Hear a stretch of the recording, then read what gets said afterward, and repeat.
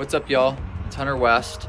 I'm a mixer, producer, writer, and artist based in Nashville, and I thought it might be fun to show you around my studio today. I always love watching videos of people kind of walking around their spaces and talking about their equipment and how they set it up. I moved to a new house in August of 2024, and so I've spent the last couple months just kind of getting everything dialed in, getting comfortable, and just in general like figuring out the flow of the space. And I've also got a couple new tools that I'm excited to use in the new year on projects, and so I thought it might be a good time to just show you around. So let's go inside. Okay, so my studio in this house is actually on the second floor, but my piano would not fit up the stairs, so it lives downstairs in this room. It's a Yamaha U1. It's got the felt bar. It sounds really great. And I've got a couple extra pieces of material on the bench that I'll use for different songs if I need a different kind of mute vibe than the felt that comes on the piano itself. When I need it for tracking, I'll just run some mics down here and a talkback, and we're good to go. So let's go check out the rest of the studio upstairs. Okay, so the first room you walk into is basically like my little control room, and of course it's got my desk and speakers and seating. Maybe we'll start here and work our way around. The first thing to note, I think, that doesn't even have to do with like gear or anything, it's just that I tried to make this space feel as like airy and inspiring aesthetically as possible. There's still like some work to be done, but I really tried to avoid having like a ton of black equipment or like stands and stuff around, and then also tried to implement some color, definitely muted tones. Having some color for me is really inspiring, so that's the first thing to note. I guess we'll start here with the seating. Obviously, if you come over, this is kind of the artist seating. Great couch, it can fit a couple people. And then working our way this way, this is like my keys synth land. Starting at the top, quirky old vintage Wurlitzer student model organ that's pretty fun. It's got a built-in speaker, so I can reamp stuff through this if I want. It's got a input and output, which is kind of unique. And then there's a Juno 6, a vintage one with some MIDI capability, which is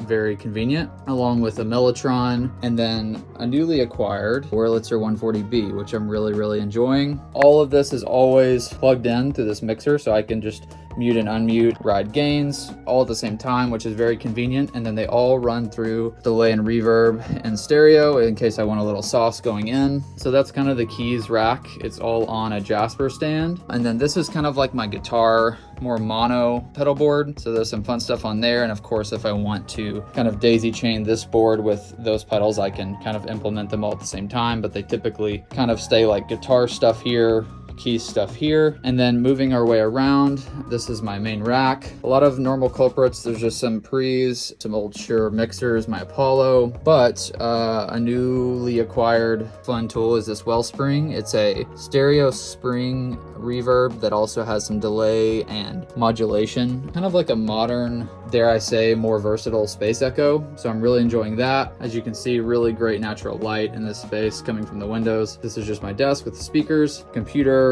a little MIDI controller if I ever need it, which is rare. Great little workstation. And then I've got some treatment in here that was built by Alex McVeigh here in Nashville. And then there is one guitar that's kind of chilling in here just because there's not enough room in the next room. But let's move on. This is kind of what I'm calling like my live room. You could call it a glorified booth, whatever you want, but this is where drums and loud things live, along with, this is kind of where I put people with vocals or doing acoustics, because it's a little quieter and more isolated than this room, which is kind of at the front of the house, which is closer to the roadway. But starting over here, not super exciting, but convenient, is a little closet that I can use for storage or extra drums, stands. If I needed to put an amp in here, I could. And then this is kind of like my drum area. I've got these gobos here that Alex also built that are on wheels, and so I can kind of adjust these in and out wherever I want in the room to either tighten it up or make it a little more live sounding. So super versatile drum area. On the drums, this is just kind of what I normally have set up, but that definitely changes. Same kind of thing with mics. There's a lot of great stuff going on. I've got this 67 recently that I'm using on everything. It's wonderful. Got some Coles, some M160s, 421s, SM7, very versatile stuff. And then working our way this way, I've got this shelf that's kind of acting half aesthetic, half functional. It's definitely got stuff that I reach for a lot in it, like extra pedals and mics, percussion, odds and ends. There's a mandolin that is not mine, but I've been using on things, extra headphones, but then there's some books mics, you know, some little gadgets, odds and ends, whatever.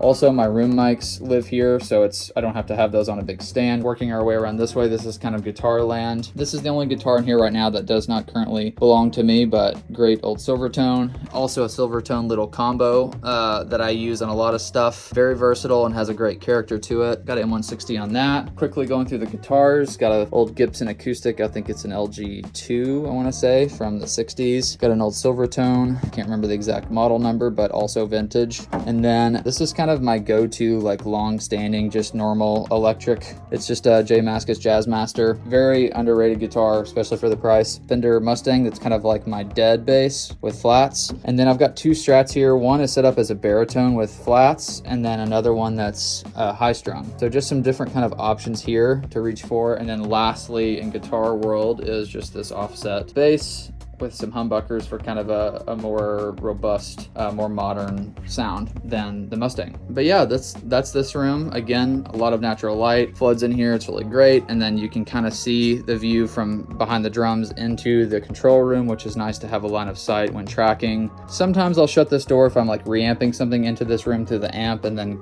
capturing it in the overheads or something like that. But typically this doorway stays open so that everybody can kind of see each other. And that's kind of the main part of the studio. The other stuff is not super exciting, but necessary. Is just a bathroom up here, full bath. This is just kind of like acting as an overflow / guest room. If I needed more space for gear, I've got room for it, and I've kind of got some future plans for this space, but for now it's just kind of acting as a very minimal overflow room / guest room. But it's nice too to just be able to throw like dead cases, or if somebody needs to take a phone call or something, they can step in here. I think that's about it. If you've got any questions, please let me know. I'm really enjoying this space. It seems very versatile for its size. I'll leave you with a view of the front.